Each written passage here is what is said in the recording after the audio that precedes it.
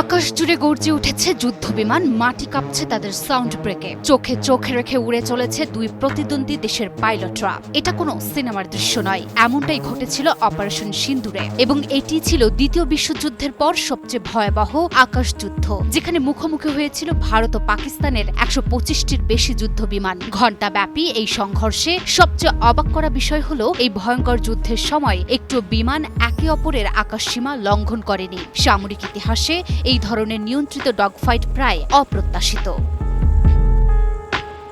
ভারতের অপারেশন সিন্দুর অভিযানে অংশ নেয় ৭৫ থেকে ৮০টি যুদ্ধবিমান, যেগুলোর মধ্যে ছিল ফ্রান্সের তৈরি রাফাল, রাশিয়ান সুখোই ৩০ এবং মিগ-২৯-এর মতো অত্যাধুনিক ফাইটার জেট। এসব বিমান স্কাল্প ও স্পাইস ২০০০ মিসাইল বহন করছিল। অন্যদিকে পাকিস্তান প্রতিরক্ষায় ব্যবহার করে চীনের তৈরি JF-17 থান্ডার এবং Z-10C মডেলের প্রায় ৪০ থেকে ৪৫টি যুদ্ধবিমান, যেগুলো সজ্জিত ছিল PL-১৫ মিসাইল সহ।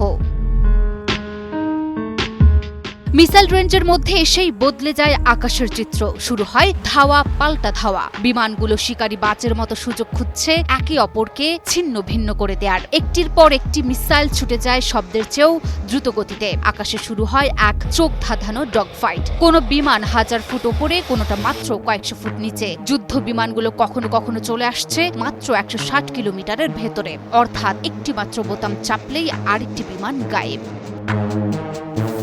এই ভয়ঙ্কর যুদ্ধের মাঝেই মাঠে নামে এক অদৃশ্য যোদ্ধা, পাকিস্তানের ভূমিভিত্তিক চীনা আকাশ প্রতিরক্ষা ব্যবস্থা HQ-9, যা লড়াইকে করে তোলে আরও জটিল ও ভয়ঙ্কর। দুর্ধর্ষ এই আকাশ যুদ্ধের ঘটনা সাম্প্রতিক সময়ে দীর্ঘতম, এমনটাই দাবি বিভিন্ন সামরিক সূত্রের। এমনকি দ্বিতীয় বিশ্বযুদ্ধ পরবর্তী সময়েও দেখা মেলেনি এমন এরিয়াল ওয়ারফেয়ারের। পাকিস্তানের এক জ্যেষ্ঠ কর্মকর্তার বরাতে এমন দাবি মার্কিন সংবাদ মাধ্যম CNN সহ একাধিক আন্তর্জাতিক গণমাধ্যমের।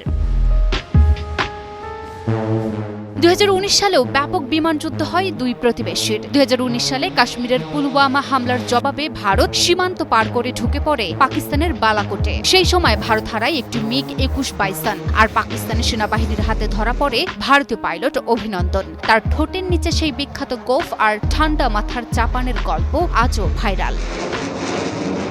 Desk report, news 24।